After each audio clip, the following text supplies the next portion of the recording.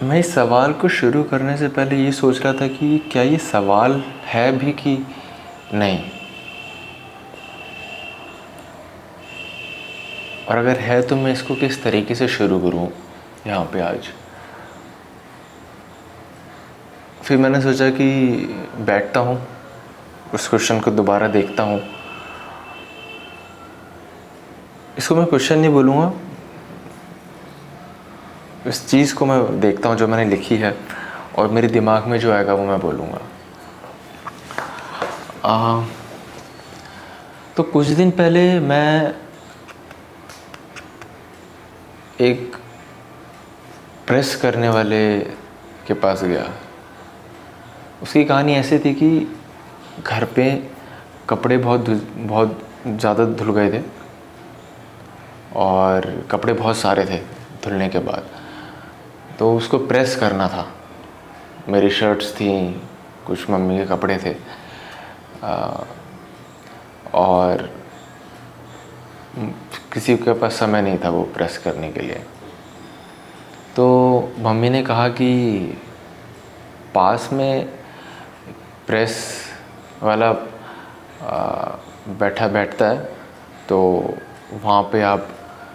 वहाँ पे तुम चले जाओ और उसको दे के आ जाओ। तो मैं अपने कपड़े को रखकर सही से, जितना सही से मैं रख सकता था, उसको रखा और उसको पोटली में बंद करा। उसका एक ऐसा बनाया कि ताकि मैं उसको दे के आ जाऊँ। तो मैंने उसको रखा अपने गाड़ी में, एंड देन उसको मैं दे के आ गया। उसने मुझे बोला कि मैंने उसे सुबह दिया था 11 साढ़े 11 बजे, एंड उसने कहा कि आप भैया शाम को 4 साढ़े 4 बजे तक ले जाना, ये हो जाएंगे तब तक। तो मैं उस दिन नहीं ले पाया उससे कपड़े जो प्रेस उसने किए थे। मैं 2 दिन बाद गया उसके पास, और 2 दिन बाद गया, एंड हालांकि 6 कपड़े दिए थे मैंने। मेरी कुछ 3 शर्ट्स थी, एंड कुछ और कपड़े थे, वो मैंने दिए।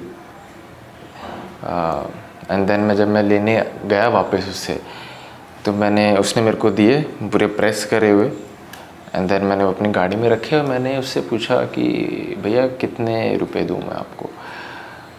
तो उसने बताया कि मैंने इसमें लिखा भी हुआ है, भैया 30 रुपये।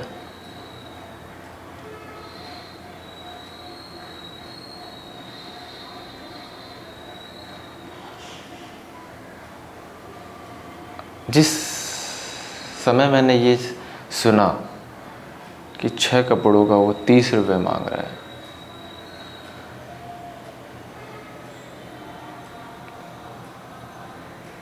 तो मैं एकदम से रुक गया वहाँ पे। मेरे को कहीं जाना था, उस समय कपड़े पिक करके मेरे को कहीं पहुँचना था, लेकिन क्योंकि मेरा दिमाग वहाँ पे था कि मैं कपड़े लूँगा एंड देन चले जाऊँगा वहाँ पे। बट 1 सेकंड के लिए मैं, नॉट इवन 1 सेकंड, मैं काफ़ी मिनटों तक रुक गया जब उसने मेरे को बोला कि 6 कपड़ों का 30 रुपये हुआ भैया। एंड देन फिर मैंने उसका फेस देखा, एंड वो पूरा स्वेटेड था, पूरे पसीने से लथपथ था। और मुझे याद है मैं 5:30 बजे पहुंचा था वहाँ, और गर्मी, आपको पता है गर्मी तो बहुत ज़्यादा है, क्योंकि वो रूम नहीं था एक प्रेसिंग, जहाँ वो प्रेस कर रहा था, जहाँ वो आयरनिंग कर रहा था, वो एक पेड़ के नीचे एक टेबल रख के उसने कोयले के थ्रू बनाया हुआ था अपना वो प्रेसिंग मशीन। आमतौर पे आप लोग देखते होंगे। तो हालांकि वो पूरा गर्मी की वजह से पूरा पसीने में था, पूरा पसीने, मतलब उसके फेस पे कोई भी ऐसी जगह नहीं थी जहाँ से वो पसीना नहीं निकल रहा हो। मेरे को वो बूंदें हम दिख रही थी उसके फेस पे पसीनों की। और मैंने उसे 30 रुपये निकाल के दिए और मैं सोच रहा था कि यार मैं ज़्यादा भी दे सकता हूँ। इस पसीने का और इस कपड़ों का कीमत सिर्फ 30 रुपये नहीं है। बट हालांकि मैं वहाँ से निकल गया, मैंने 30 रुपये ही दिए एंड वापस आया निकल के। और मैं बस सोच रहा था कि क्या ये मेरे क्या ये एक सवाल हो सकता है जो मैं पूछ सकता हूँ आप लोगों से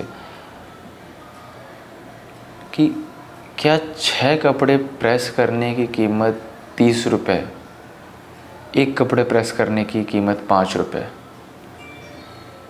हो सकती है?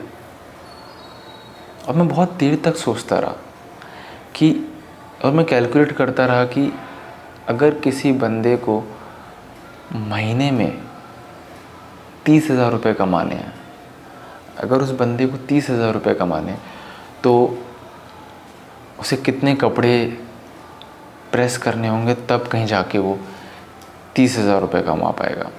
तो मेरा वो कैलकुलेशन भी माइंड में चल रहा था और काफ़ी देर तक चलता रहा। वो मैं कैलकुलेट कर रहा हूँ कि कितना लगेगा टाइम, और कितना टाइम से ज़्यादा कितने कपड़े उसको प्रेस करने पड़ेंगे तब कहीं जाके उसे 30,000 रुपये मिलेंगे।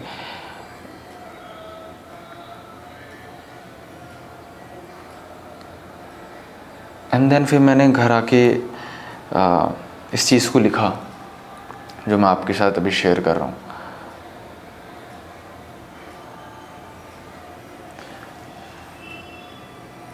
हम हमेशा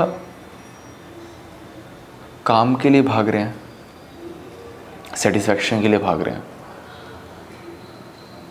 मुझे ये काम अच्छा लगता है इसलिए मैं वो करूँगा, क्योंकि मैं इतना प्रिविलेज हूँ कि मैं वो काम कर पा रहा हूँ, क्योंकि मैं इतना प्रिविलेज हूँ कि मेरा जो मन है वो चीज़ मैं कर पा रहा हूँ, और उसके साथ मैं वो अर्निंग कर पा रहा हूँ।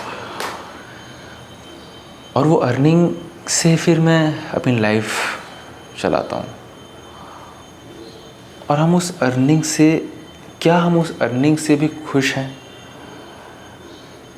आई एम डैम श्योर कि हर साल जो लोग कॉरपोरेट्स में काम करते हैं वो ज़रूर मार्च आते आते सोचते होंगे कि कब हमारा अप्रेज़ल होगा,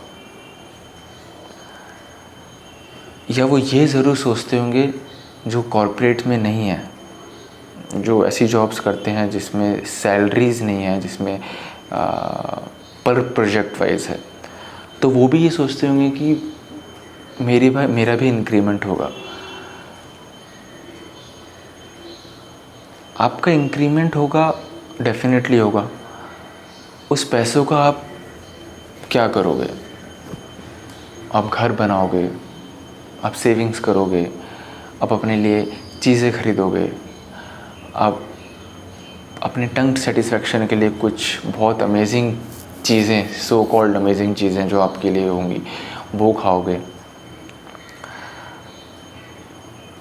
और आप एसी में बैठ के काम करोगे। जिन लोगों का ऑफिस में बैठ के काम रहता है या घर पे बैठ के काम होता है, और आप शायद एक अच्छा अर्न भी कर रहे होंगे, बट उस बंदे की लाइफ में तो स्ट्रगल ही है कि मेरे पास कपड़े आएंगे तो मुझे 5 रुपये कपड़े का मिलेगा, तब कहीं जाके मैं इतना अमाउंट कमा पाऊँगा ताकि मैं घर का रेंट भी दे पाऊँ, अगर उसके बच्चे हैं तो उन बच्चों को खाना भी खिला पाऊँ, और अपनी वाइफ को भी संभाल पाऊँ, अपने पूरे फैमिली को रख पाऊँ।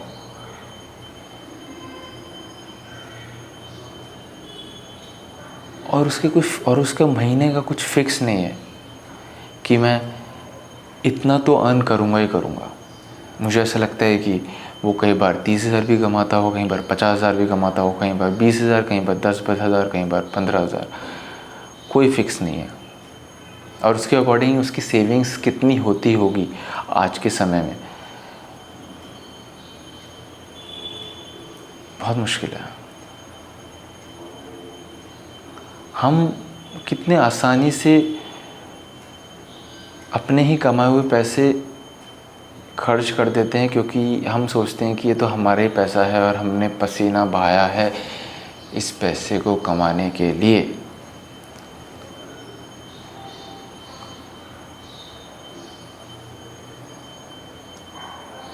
ये तो मेरे पैसे हैं, इस पैसे को मैं कैसे भी खर्च करूं, ये मेरा मन है।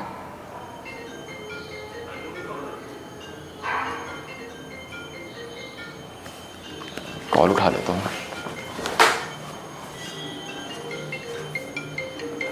हाँ,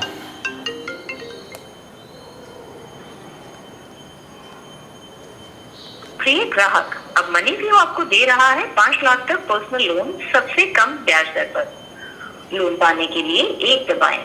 अगर आप इंटरेस्टेड नहीं हैं तो 0 दबाएं। 0।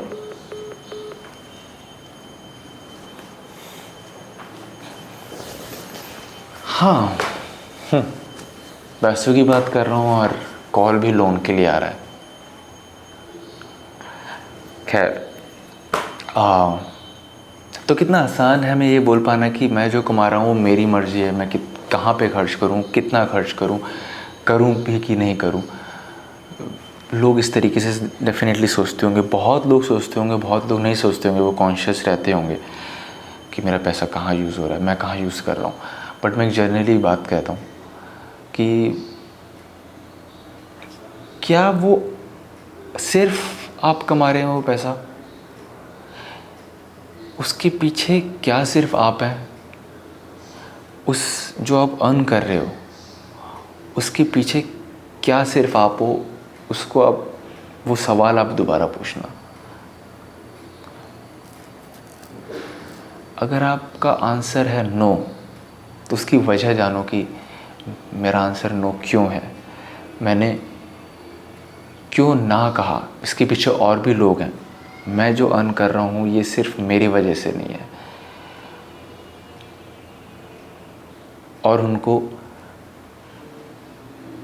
जो लोग भी आपको लगें, जो आपके ये अर्न करने की रीज़न बन रहे हैं या बने हैं आपके प्रीवियस लाइफ में, not even previous life but आपके पास्ट लाइफ, पास्ट डेज़ में, उनको एटलीस्ट आप एडमायर कर सकते हो, थैंक यू कह सकते हो। क्योंकि मुझे ऐसा लगता है अगर आप हाँ कह रहे हो कि सिर्फ आप हो जो आप अर्न कर रहे हो, जो आप काम कर रहे हो आज की डेट में, उसके ज़िम्मेदार सिर्फ और सिर्फ आप हो, तो आप कॉन्शियसली सोचना कि क्या आप हो। क्योंकि मैं मानता हूँ कि जो भी बंदा या जो भी पर्सन यहाँ पे प्रोफेशनली काम कर रहा है और वो अर्न कर रहा है या कर रही है, तो उसका रीज़न सिर्फ वो नहीं है कि सिर्फ उसने ही मेहनत करी है। उसका रीज़न बहुत लोग हैं पीछे जो शायद हम भूल जाते हैं। हम इतना तक भूल जाते हैं कि हमने कल क्या पहना था। तो हम हमारा जो 20 साल 25 साल की जो जर्नी रही है उसको जिसने बैक किया है, और बहुत लोग हमारी लाइफ में आते हैं जो हमें सपोर्ट करते हैं, एंड देन वो अचानक से डिसअपेयर हो जाते हैं। नॉट बिकॉज कि हमारा झगड़ा हो गया है, बट बिकॉज कि वो आए सिर्फ इसलिए थे कि हमें सपोर्ट करें, और हम भी किसी के सपोर्ट बनते हैं डायरेक्टली और इनडायरेक्टली, जो हमें पता नहीं चलता। तो मुझे ऐसा लगता है कि हम जितना भी अर्न कर रहे हैं वो सिर्फ और सिर्फ मेरी वजह से, या फिर हम नहीं है उसके रीज़न, उसके पीछे बहुत लोग रीज़न है। तो जो पैसा हम अर्न कर रहे हैं उसको कॉन्शियसली खर्च करने की ज़िम्मेदारी भी हमारी है, कॉन्शियसली। लेकिन ज़िम्मेदारी हमारी है, बहुत लोग अनकॉन्शियसली करते हैं लेकिन उन्हीं की ज़िम्मेदारी होती है। बट मैं कह रहा हूँ कॉन्शियसली ज़िम्मेदारी है वो पैसे को खर्च करने के लिए। शायद हम जानते नहीं कि दुनिया में सिर्फ हम जैसे लोग नहीं है, बहुत ऐसे लोग हैं जो बहुत ज़्यादा अंडर प्रिविलेज हैं, जो आप सोच भी नहीं सकते। तो यही था कहना कि बहुत दुख होता है ऐसे देख के कि जब लोग इतनी मेहनत कर रहे होते हैं और उन्हें सिर्फ 30 रुपये मिलता है।